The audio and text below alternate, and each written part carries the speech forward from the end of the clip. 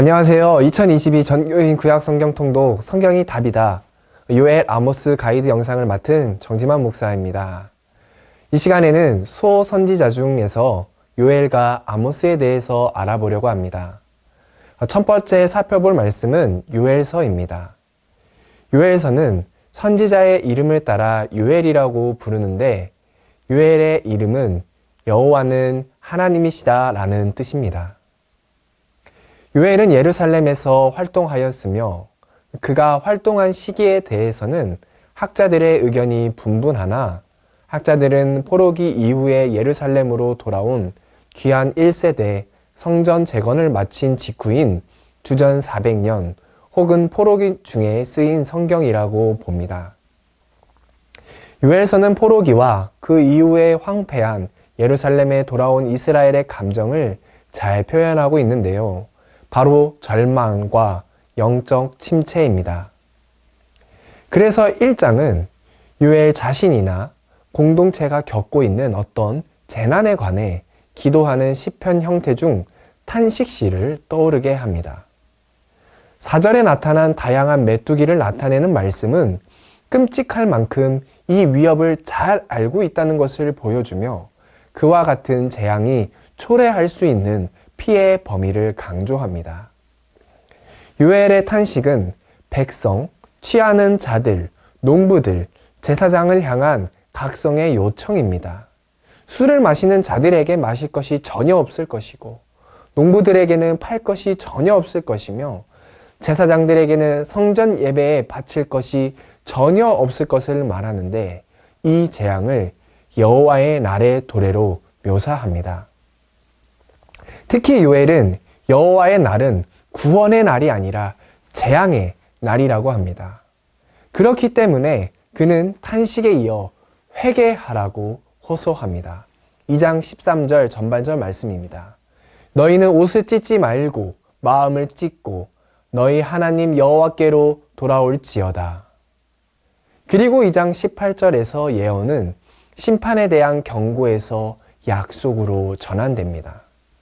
특정 심판들이 이제는 역전되는 것을 말하는데 새 시대의 환상에서 하나님과 백성 간의 관계는 회복될 것입니다.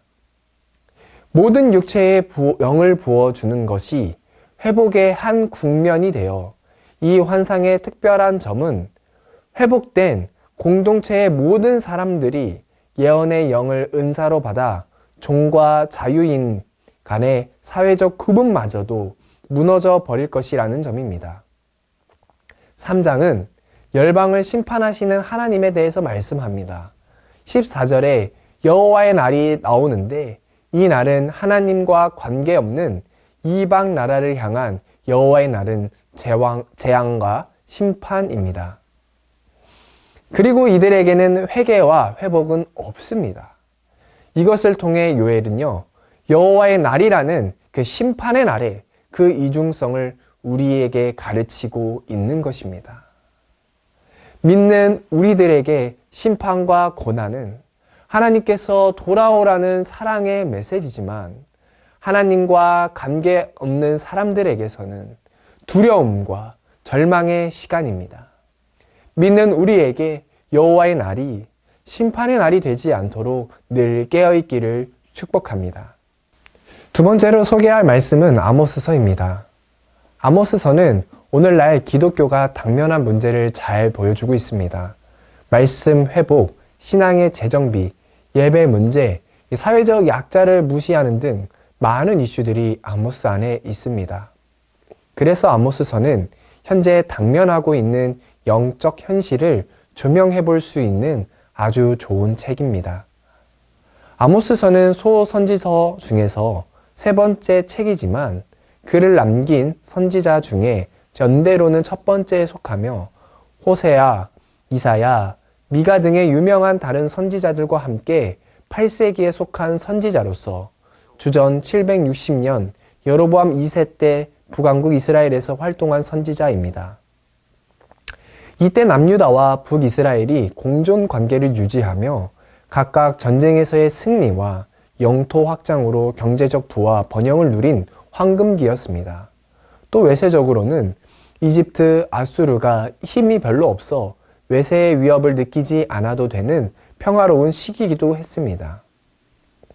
아모스서는 총 9장으로 구성되어 있습니다. 1장에서 2장은 유다와 북이스라엘을 포함한 이방 나라들에 대한 심판과 재해에 대해서 기록하고 있습니다. 이 심판은요, 하나님의 도덕적 기준이 단지 유대인만을 위한 것이 아니며 모든 사람과 모든 나라와 문화에 자신의 도덕적 기준에 대해 그 기준을 기록된 형태를 갖고 있든 마음과 양식 속에만 갖고 있든 간에 책임을 물으신다는 점을 상기시킵니다. 2장에서 6에서 16절은 이스라엘이 이웃 나라들보다 훨씬 더 정죄를 받을 만한 것을 보여주는데요. 아모스서는 이스라엘의 사회적 불의로 인하여 그들을 정죄합니다. 3에서 6장은 이스라엘에 대한 자세한 심판의 선언이 나옵니다. 특히 4개의 주요 예언의 말씀, 3장, 4장, 5장 1절에서 17절, 5장 18절에서 6장은 일반적 내용으로 구체적인 내용으로 전개되면서 참된 회개가 없으면 이스라엘은 멸망을 피하기를 소망할 수 없다는 것을 강조합니다. 그래서 3장에서는 이스라엘이 심판받아야 할 죄를 언급합니다. 하나님은 아모스를 통해 심판이 분명히 다가있음을 말씀합니다. 4장에서는 멸망에 대해서 말씀하시는데 이 부분을 두 부분으로 나눌 수 있습니다. 전반부 1절에서 5절에서는 선지자는 압제를 바탕으로 한 방종의 죄, 거짓 종교의 죄에 대해서 말씀하고 후반부에는 하나님께서 이스라엘 백성에게 돌아올 것을 호소하셨으나 아무런 반응이 없었던 모든 모습들을 열거합니다. 5장 1절에서 17절은 여호와 하나님께서 자신에게로 돌아오라는 자기 백성을 향한 간청이 나옵니다. 임박한 멸망의 직면에 있지만 아직 하나님의 선하심을 구하기에 늦지 않았기 때문이죠. 5장 18절에서 6장은 민족의 장래를 유발할 죄들의 종류를 열거하고 있습니다. 또 7장에서 9장은 심판의 환상들입니다. 첫 번째는 피할 수 없는 심판에 대한 환상이며 두 번째는 이스라엘의 끔찍한 종말에 대해서 마지막 환상은 여호와께서 제단 곁에 서 계신 환상입니다. 그런데 이 환상은 두 부분으로 나눌 수 있는데요. 첫 부분은 심판이고 두 번째 부분은 소망입니다. 이것은 하나님께서 다시 이스라엘을 세우실 것을 의미합니다.